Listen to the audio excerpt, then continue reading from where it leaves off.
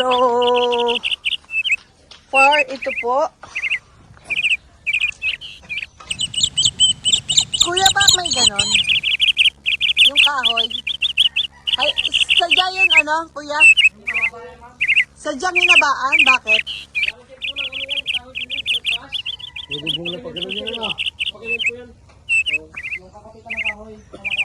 Ah, okay, sige.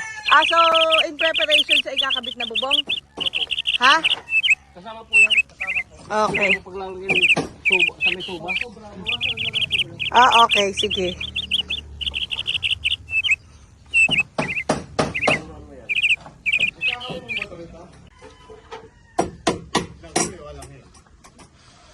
Okay, with center table pa yan, boss, ha?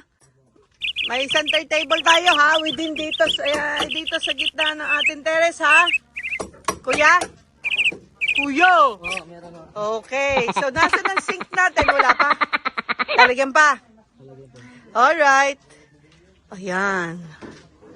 So far, yun po. After magbubong, Boss Mario, saka mag-varnish at saka susuplete o yung design, yung magpapasok ng mga buko-buko ng kawayan para sa design. Ano? Also, ang ating jealousy.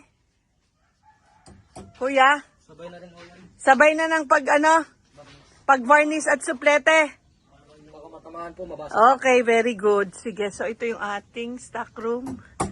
Okay. So that will be your attic.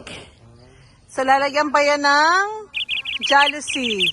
So babalik ang magja-jealousy o magkukubo kasi magja-jealousy and also mag-varnish and also susuplete. Suplete yung magdi-design. Yan. Ito na yung banyo.